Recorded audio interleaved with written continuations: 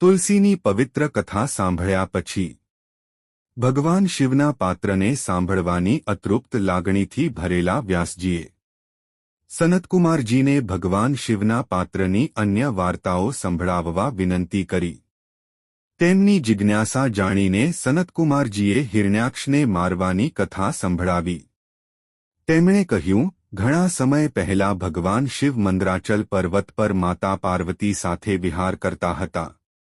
ત્યારે માતા પાર્વતીએ પોતાના હાથ વડે એક ક્ષણ માટે ભગવાન શિવની ત્રીજી આંખ બંધ કરી તો ચારે બાજુ અંધકાર છવાઈ ગયો અને ભગવાન શિવનો સ્પર્શ થતાં જ પાર્વતીના બંને હાથમાંથી માદક પાણી વહેવા લાગ્યું। તે પાણીમાંથી એક વિકરાલ કાળા રંગનો કદરૂપો ભય પેદા કરનારો અંધ માણસ નીકળ્યો। માતા પાર્વતીએ પૂછ્યું તો શિવજીએ ત્રીજી આંખ બંધ કરવાનું આ પરિણામ કહ્યું। તેમણે એમ પણ કહ્યું કે મારા કપાળના પરસેવાથી તમારા હાથમાં જન્મેલું આ બાળક તમારું બાળક છે, તેથી તમે તેના ઉછેરની વ્યવસ્થા કરો। આ સાંભળીને માતા પાર્વતીએ તેના ઉછેરની વ્યવસ્થા કરી। બીજી તરફ પોતાના મોટા ભાઈના સંતાનોની સંખ્યામાં વધારો જોઈને અને પુત્રની ઈચ્છા ધરાવતા હિરણ્યાક્ષે ભગવાન શિવને પ્રસન્ન કરવા માટે કઠોર તપસ્યા કરી। તેને સમજાવ્યા પછી ભગવાન શિવે તેમના અંધ પુત્ર અંધક હિરણ્યાક્ષને સોંપી દીધો। હિરણ્યાક્ષના મૃત્યુ પછી આ પુત્ર અંધક પાતાળનો રાજા બન્યો। પણ હિરણ્યાક્ષના પરિવારના સભ્યોએ અંધકને રાજ્ય પર રાજ કરવા માટે અંધીકૃત કહ્યો। તે દત્તક પુત્ર હોવા બદલ તેનું અપમાન કર્યું। અંધકે તેઓની વાતને સત્ય માની અને તપસ્યાનો માર્ગ અપનાવ્યો। તેણે બ્રહ્માજીની પૂજા કરી અને વરદાન માંગ્યું કે પ્રહલાદ અને અન્ય ભાઈઓ તેના સેવક બને। મારી આંખો સારી થાય અને હું દેવતાઓ અને અસુરોથી અપરાજિત રહું। બ્રહ્માજીએ તેને ભગવાન શિવ સિવાય અન્ય કોઈથી અવિનાશી બનવાનું વરદાન આપ્યું હતું। અંધક નગરમાં પાછા ફર્યા બાદ તેના ભાઈઓને તેના નિયંત્રણમાં લાવ્યો અને શાસન કરવાનું શરૂ કર્યું। તેણે સત્તા અને કીર્તિનો એટલો નશો ચડી ગયો કે તે ખોટા માર્ગે ચાલવા લાગ્યો। એક દિવસ તેના કેટલાક મંત્રીઓએ કહ્યું કે તેઓએ એક જટાધારી સંન્યાસીને જોયો કે જેની ખૂબ જ સુંદર પત્ની હતી। તમે તેની પત્નીને મેળવી લો તો તમારું મન ખૂબ જ ખુશ થશે। જ્યારે અંધકે આ સાંભળ્યું ત્યારે તેણે માતા પાર્વતીને તેની પાસે લાવવાનો આદેશ આપ્યો। અંધકના મંત્રીઓ મંદરાચલ પર્વતની ગુફામાં ગયા અને જટાધારી ભગવાન શિવને અંધકાનો સંદેશ સંભળાવ્યો। ભગવાન શિવે તેમની આજ્ઞા ના માની અને તેને પોતે માતા પાર્વતી સાથે વાત કરવા કહ્યું। સંદેશવાહકો અંધક પાસે ગયા અને તેને આખી વાત કહી, જેના પર તે લંપટ બની ગયો હતો અને બળજબરીથી માતા પાર્વતીનું અપહરણ કરવા ત્યાં પહોંચ્યો।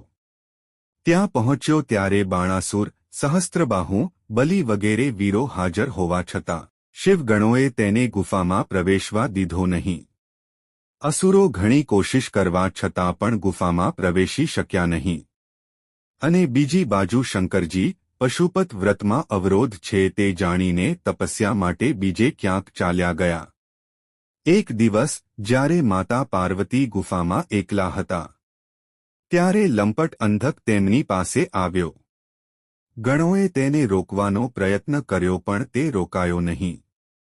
જ્યારે માતા પાર્વતીએ બ્રહ્માજી, વિષ્ણુજી વગેરેનું સ્મરણ કર્યું ત્યારે તેઓ બધા સ્ત્રી સ્વરૂપમાં આવ્યા અને અંધક સાથે યુદ્ધ કરવા લાગ્યા। આ યુદ્ધ ઘણા વર્ષો સુધી ચાલ્યું અને માતા પાર્વતીને પણ યુદ્ધમાં કૂદી પડવું પડ્યું। જ્યારે ભગવાન શિવ પાછા ફર્યા ત્યારે તેમણે યુદ્ધ બંધ કરી દીધું, પરંતુ અંધકે માતા પાર્વતીને ભેટ તરીકે આપવા અથવા યુદ્ધ કરવાનો સંદેશ મોકલ્યો। અંધકે બલિને આગળ લઈ યુદ્ધની શરૂઆત કરી। બલિ એટલી શક્તિથી લડી રહ્યો હતો કે તેણે બ્રહ્માજી, વિષ્ણુજી, ઇન્દ્ર, સૂર્ય વગેરેને હરાવ્યા અને બધાને ગળી ગયો। આ સમાચાર સાંભળીને ભગવાન શિવ સ્વયં આવ્યા અને પોતાના તીક્ષ્ણ બાણોથી બધાને અસુરના મુખમાંથી બહાર કાઢ્યા। તેઓ શુક્લાચાર્યને ગળી ગયા, જેથી શુક્રાચાર્ય મૃત અસુરોને જીવિત ના કરી શકે. અસુરોનું મનોબળ ઘટી ગયું અને તેઓ પરાજિત થયા. ઇન્દ્રએ અંધકને પડકાર્યો અને તેને ખૂબ ત્રાસ આપ્યો. જ્યારે અંધકે માતા પાર્વતી અને શિવજીને બાણોથી ઢાંકવાનું શરૂ કર્યું, ત્યારે શિવજીએ તેમના ત્રિશૂળથી તેના પર હુમલો કર્યો. તેનું લોહી વહેવાથી ઘણા અસુરો જન્મ્યા અને લડવા લાગ્યા. ત્યારે દેવતાઓએ માતા ચંડીનું સ્મરણ કર્યું. માતા ચંડી તે અસુરનું લોહી પીવા લાગ્યા. અંતે ભગવાન શિવે ત્રિશૂળ વડે અંધકનું માથું કાપી નાખ્યું. મૃત્યુ સમયે અંધકે ભગવાન શિવની પૂજા કરી અને પ્રસન્ન થઈને ભગવાન શિવે તેમને ગણપત્ય આપ્યું. વ્યાસજીએ સનતકુમારજીને પૂછ્યું, હે મહામાતે, કૃપા કરીને મને કહો કે શુક્રાચાર્ય ભગવાન શિવના પેટમાંથી કેવી રીતે બહાર આવ્યા અને તેમણે મૃત સંજીવનીનું જ્ઞાન ક્યાંથી મેળવ્યું? સનતકુમારજીએ કહ્યું કે ભગવાન શિવના પેટમાં પહોંચ્યા. પછી અસુરોના ગુરુએ પેટમાંથી બહાર આવવાનો ખૂબ પ્રયાસ કર્યો. તેણે અહીં અને ત્યાં છિદ્રો શોધવાનું શરૂ કર્યું, પરંતુ તેને સફળતા મળી નહીં. પછી તેણે ભગવાન શિવ દ્વારા આપવામાં આવેલ મંત્રનો જાપ શરૂ કર્યો.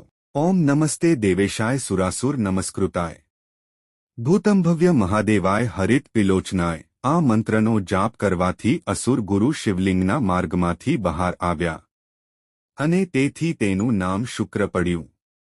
આ શુક્રાચાર્ય વારાણસી ગયા અને ત્યાં જ્યોતિર્લિંગની સ્થાપના કરી. તે પછી તેણે ભગવાન શિવને તેમની પૂજા કરીને પ્રસન્ન કર્યા અને ભગવાન શિવ પ્રગટ થયા અને તેને મૃત્યુ સંજીવનીનું જ્ઞાન આપ્યું. વ્યાસજીએ સનતકુમારજીને બાણાસુરના સાથેના યુદ્ધની કથા સંભળાવવાનું કહ્યું. તેઓની જિજ્ઞાસાને સંતોષતા સનતકુમારજીએ કહ્યું કે બાણાસુર હિરણ્યકશિપુનો પ્રપૌત્ર, પ્રહલાદનો પૌત્ર અને વિલોચનના પુત્ર બલિનો પુત્ર હતો. તેના પિતા અને દાદાની જેમ બાણાસુર પણ ભગવાન શિવના ભક્ત હતો અને અત્યંત દાનવીર અને ઉદાર હતો. તેણે ભગવાન શિવ પાસેથી તેના પરિવાર સાથે તેના નગરમાં રહેવાનું વરદાન લીધું. એક દિવસ ભગવાન શિવે તે ભવ્ય નગરની બહાર નદીના કિનારે નૃત્ય, ગીતો વગેરેનું આયોજન કર્યું. ભગવાન શિવને પાણીમાં ડૂબકી મારવાની ઈચ્છા થઈ, પણ માતા પાર્વતી હજી આવ્યા નહોતા. ત્યાં તરતી વખતે અન્ય હાજર મહિલાઓએ વિચાર્યું કે જે પણ મહિલા ભગવાન શિવ સાથે તરવામાં સફળ થશે તે ખૂબ જ ભાગ્યશાળી હશે. આ વિચારીને બાણાસુરની પુત્રી ઉષાએ પાર્વતીનો વેશ ધારણ કર્યો અને ભગવાન શિવના દર્શન કરવા આવી. પરંતુ શિવજી પાસે પહોંચતા જ માતા પાર્વતી આવી ગયા. માતા પાર્વતીએ ગુસ્સે થઈને ઉષાને શ્રાપ આપ્યો કે જ્યારે તે વૈશાખ સુદ દ્વાદશીની મધ્યરાત્રિએ સૂતી હશે ત્યારે કોઈ અજાણ્યો માણસ તેનો ભોગ કરી લેશે. આ બાજુ બાણાસુર શિવજીની સેવામાં હાજર થયો અને તેણે કહ્યું, હે પ્રભુ, મારો કોઈ હરીફ નથી અને તેથી મારા હાથની શક્તિ નિરર્થક થતી જાય છે. હું શું કરું? ભગવાન શિવે ગર્વથી ભરપૂર બાણાસુરની વાત સાંભળી અને તેને ખાતરી આપી કે ટૂંક સમયમાં એક હરીફ આવશે અને તેને પોતાની શક્તિ દર્શાવવાની તક મળશે.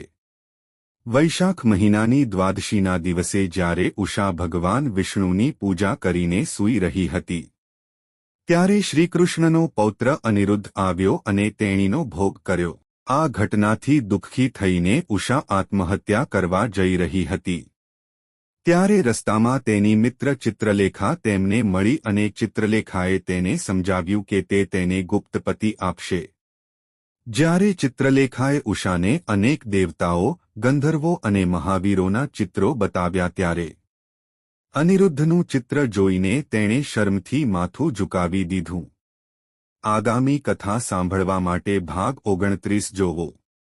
જો તમને આ વિડિયો પસંદ આવ્યો હોય તો વિડિયોને લાઇક કરો અને ચેનલને સબસ્ક્રાઇબ કરો.